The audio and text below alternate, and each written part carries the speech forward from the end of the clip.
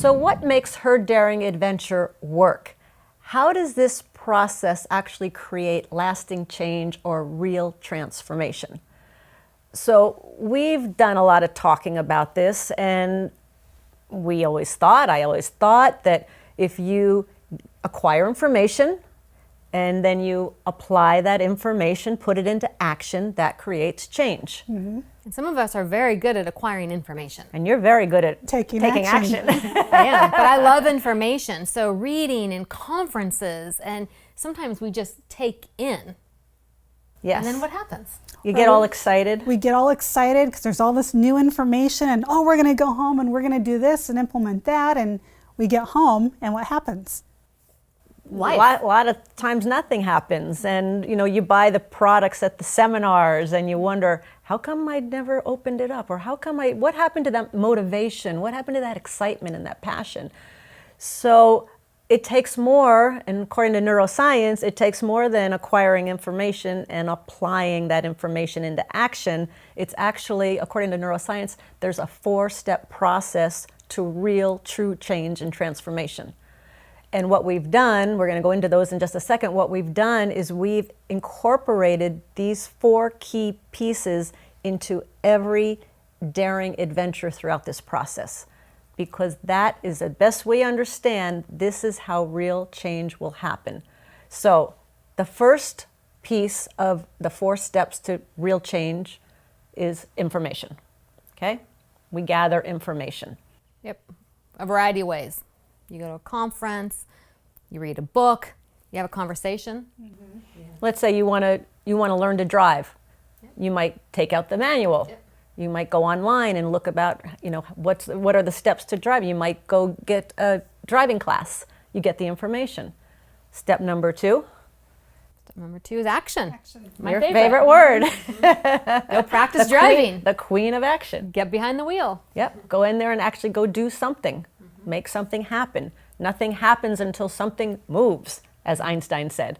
So you take action. The 3rd step in the process of transformation is a thing called feedback. So every single time you take an action, there is feedback. So for example, you touch a hot stove, boom, burn your finger. That's feedback. What are other examples of If you're driving feedback? your car, right, you get into practice and you go on the speed bump or on the bumps on the side of the road to correct yourself. You brake hard. So physical feedback that you're getting. Physical feedback. Then you hit the brake a little too hard, and that subconscious feedback, oh my God, that was scary. You think to yourself. Yeah. So the feedback could be emotional, could be mental, could be a feeling, physical. Someone's smiling at you. If you're too close to somebody when they step back. Yeah. Or if you smile at somebody and they smile back at you, that's feedback. If you punch somebody and they punch you back, that's feedback. So that's the 3rd step of the process. And the key to all of this, and we'll talk about a little bit more, is this whole thing of being aware of the feedback, looking for the feedback, because the feedback will give you clues as to what's working and not working. And there's always feedback. We're just not always aware of it. Yes. Yeah. Action always has feedback. Always. Whether you know it or not. Right. Is a different story. Exactly.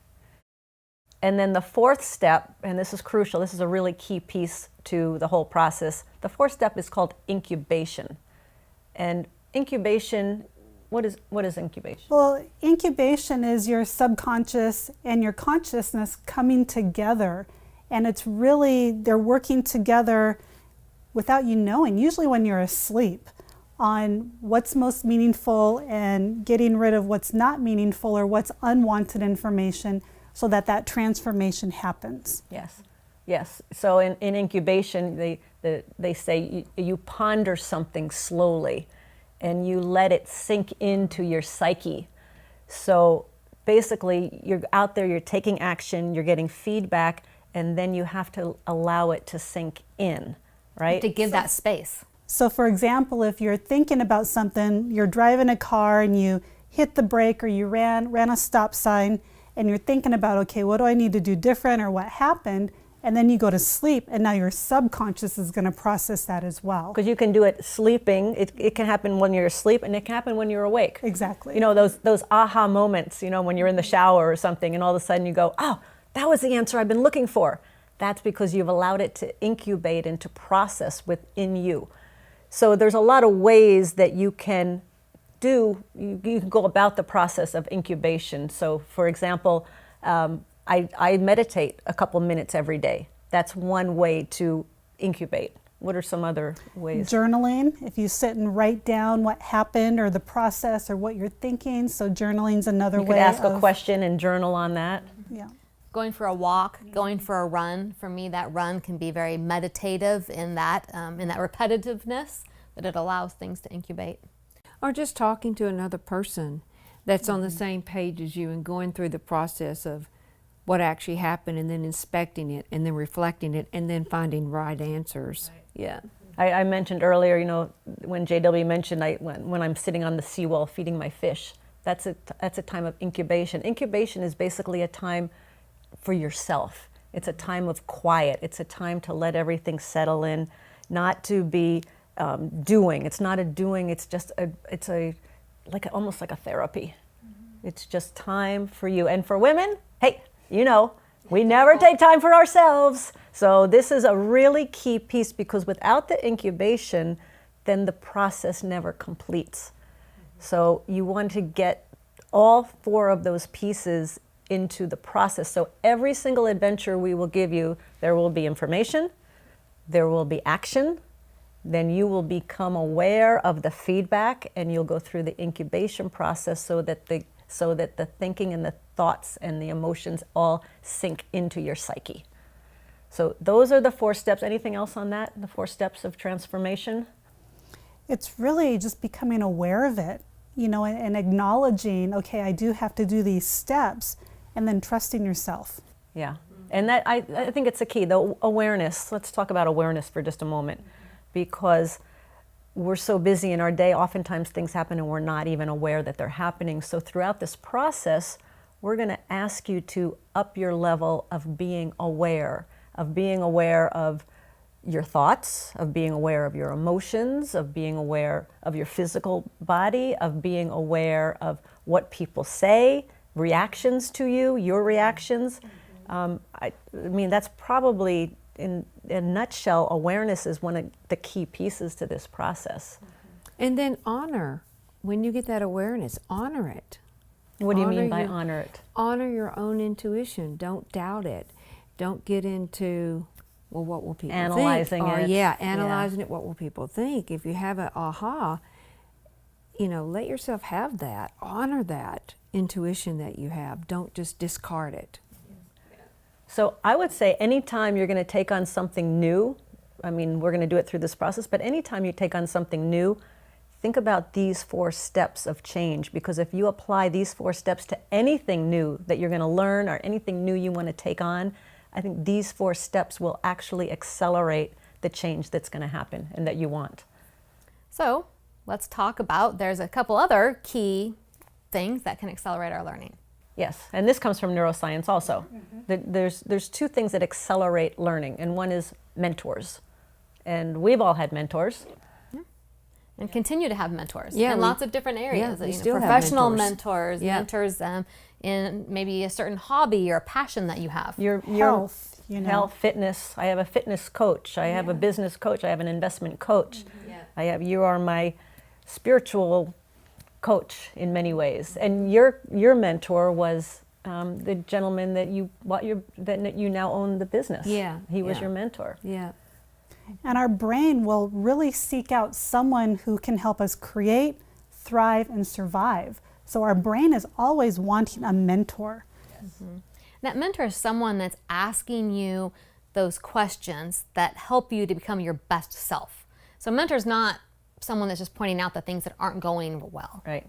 right? It's really helping you to discover. Yes. Yes. And pull out that wisdom that's inside of you. And they're not necessarily going to tell you what to do, No. but yeah, pull it out and ask you questions. Yeah. Because there's one thing we all agree on, is that every single person on this planet is a genius. And many times it's been It's been crushed, it's been suppressed, it's been kicked out of you.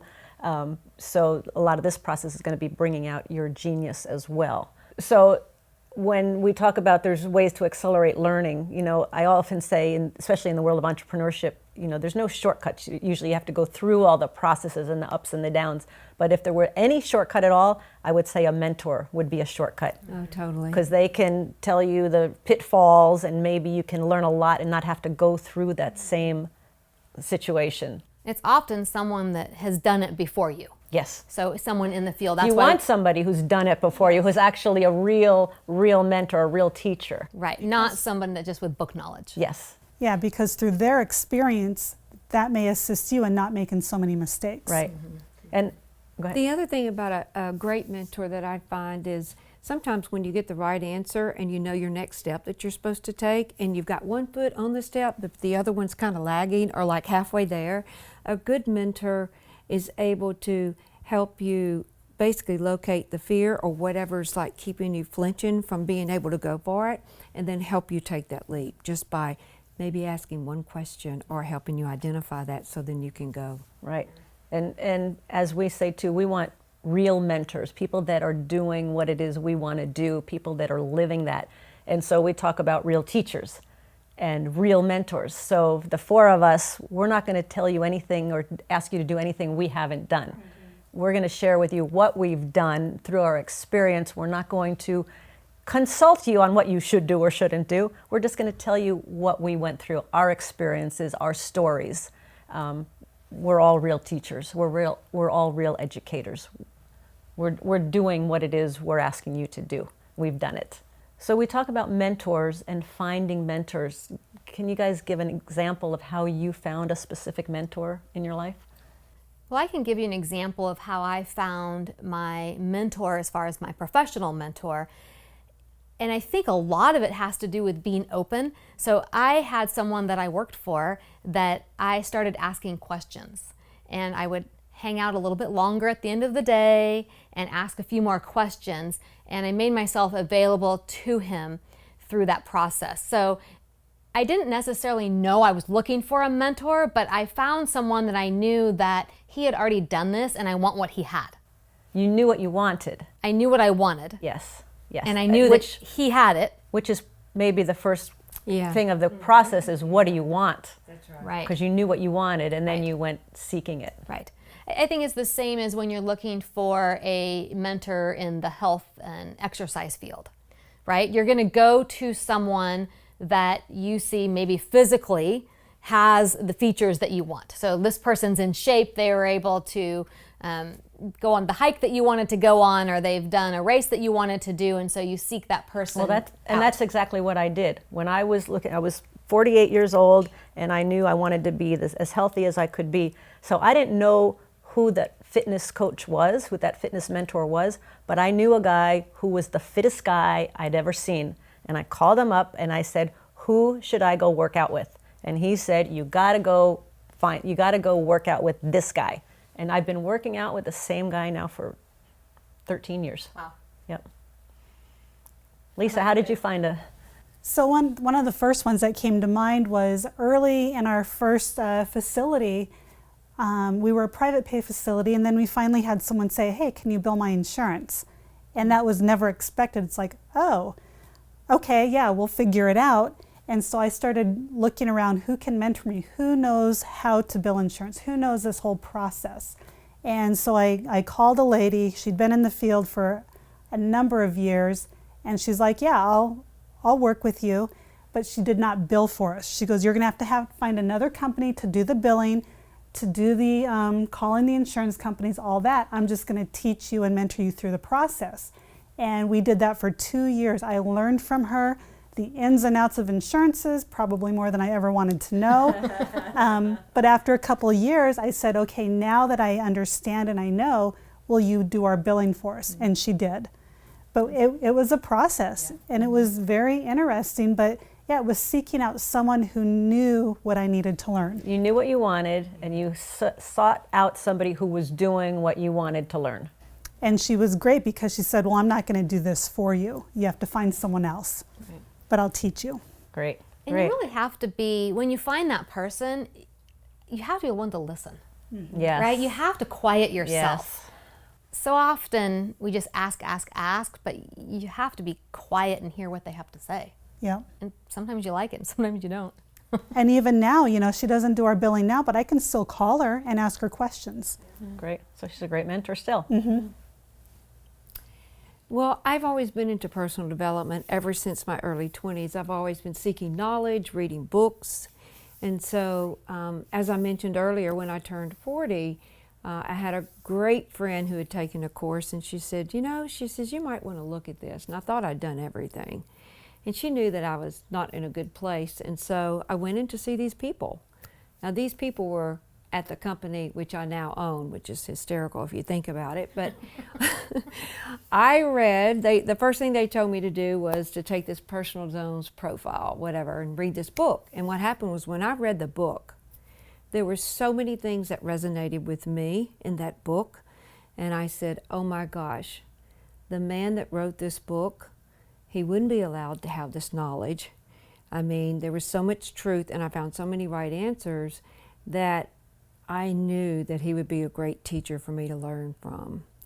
And so as I started to invest in myself, then he became interested in helping me because he knew I was teachable and that I would, you know, take action on the things I was learning, and that's how I found him. Yeah. So the second piece, that second piece that accelerates learning is a thing called rituals. And So rituals really help you to reduce, it takes your brain and it reduces that anxiety and produces that calming effect on your brain. So, and rituals can be a lot of different things. So, And you want to find rituals that are personal to you, that you know that you're going to do, not someone else's. Like, I am not a journaler. So journaling for me is not going to be a ritual. I might sit there every once in a while and write things down, but it's not a habit. It's not a ritual. yeah, I mean, a ritual could be, you know, one of the first things I do in the morning is I make my cup of coffee, and the rule is nobody talks to Kim before she's had a cup of coffee. That's a ritual. There's rituals that help you in growth and personal development. I think we all have a morning ritual that we do. For me, I read usually from a spiritual personal development book, and then I journal, and then I do a little meditation. That's a morning ritual I have. What are So my morning ritual is I get up and I work out. When I'm done working out, I grab my cup of coffee and I go straight into my meditation, some visualization, a little bit of journaling. Yeah, I'll get up, sit there for a few minutes, just think about what I want to create for that day, what am I grateful for. You know, I just kind of visualize what my day is going to look like, do a little breath work, and then I start the process of getting ready and drinking my coffee as well. And you have a great ritual. Yeah, mine is a great cup of coffee, and then I do what I call the gratitude process, which 5 questions that really sets myself up to have a great day, positive day, and to really focus on being grateful. And then also I've incorporated meditation, trying to do a little form of meditation every day, which helps a lot. Mm-hmm. And rituals can be something as easy as, you know, lighting a candle prior to your journaling or your meditation, something that just kind of sets that stage for what's happening. And your body, I think, physiologically responds to those rituals of knowing what's coming next and what to expect. Yeah, and you said it calms the brain. The rituals de-stress you. And what I've understood a little bit is that your brain and your body tend to trust because you're going to do the same thing, and they trust that, so you actually begin to trust yourself more by going through the rituals. And the candle's a great example. So if you get in the habit or the ritual of lighting a candle before you're going to meditate or think or do whatever, your body will start to relax as soon as you light that candle. And breathing just immediately starts to change. Because it knows it's going into a specific process for that incubation. Yep. For me, I have a chair that when I sit in that chair, my breathing automatically starts to change, and I start to get into that space where I'm ready for my morning. Nice. So throughout this program, there'll be times where we will be your mentors. You may want to seek out your own mentors as well. And we're going to ask you to come up with some of your own rituals. And as Lisa said, they need to be personal and important to you, not necessarily somebody else's rituals. One distinction is oftentimes people get confused between rituals and incubation. So incubation, a ritual could be a method of incubation, right? Like you talked about the gratitude process. That could be one of the processes for incubation, right? Yeah. But not every ritual would be a process for incubation. Incubation is where you have time to yourself to ponder slowly and to let things sink in. So rituals increase learning, and oftentimes some of your rituals will be part of your incubation process, but not necessarily. So we're going to incorporate all these things as we go throughout our journey together, and we dare you to take these adventures with us. All right, so before we really get started into each adventure, we want to let you know how this is all going to unfold. What does it mean? What do you need to look forward to before each adventure starts? So what we're going to do is film a series of adventures. We're going to call them Daring Adventures because we are daring, remember. And a couple things we're going to ask you to do is, one, watch it in sequence. You know, it's really a process going back to going through that tunnel and going through that process. So watching them in sequence will get you through that process a lot easier. So before each adventure, we're going to ask you to do a little bit of reflection, to look at your wins, to take a moment and to celebrate those wins. What lessons have you learned? What ahas have you had? And the purpose for that is we want to make sure that as you go through each adventure that you are really getting the most out of it and putting the most into it, because this is not a set timed event. You go at your own pace, and what's most important is you take it slow and you really go fully into each adventure. So if you're going to rush through it and go through every step and go yes, yes, yes, done, done, done, done, done, you're probably not going to get to the outcome to find out what's most meaningful to you. That transformation isn't going to happen. So we want you to fully experience every single daring adventure, and the introspection that Rhonda talks about is not to test you, it's for you to know that you fully understand, comprehend, and got what you needed to get from that adventure. And even though we're asking you to do each adventure in sequence, that doesn't mean you can't go backwards and re-look at something as you go. Again, there's no time limit. So as you go back and look if you need to review something, if maybe you've had an aha that now you have more meaning to learn in a previous adventure. Yes. And part of the sequence is, it's like you're building a foundation. It's like, you know, so go through all the steps. And again, this is part of the development and developing yourself personally. And, you know, communicate with those folks on Facebook that's doing the same pieces of the adventure. Yes, and we haven't even talked about that. We will have a Facebook page, and this Facebook page has been up and running because we've had previous women go through this process. So the Facebook page is where you can ask questions. The four of us will interact from time to time and answer questions, but the most important resource are the women who are going through the process or who have already gone through the process. So when we talk about mentors, some of the women who have gone through the process, her daring adventure, and discovered what was most meaningful and went through this transformation, they can become great mentors to you. So the purpose of Facebook is to create a resource where you can go ask questions, interact, make comments, support one another through her daring adventure. And Facebook will be a closed group, so people who are not included or who have not joined Her Daring Adventure will not be able to see any of the comments, any of the posts, any of the feedback that's on there. And I also want to say, going back to take your time. Don't worry about if you joined with someone and they joined at the same time and they're one step ahead of you, 3 steps ahead of you. It's really your own personal journey. This so is take where, your time. Yeah, this is where slower is better. I mean, I now, there's a lot of personal development work throughout this process.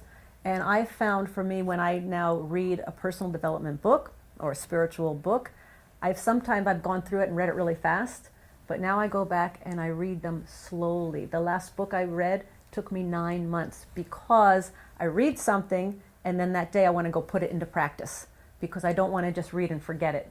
So what we're asking you to do is you're going to get the information and you're going to put it into practice, and then you're going to take it to this 2 steps of feedback and incubation.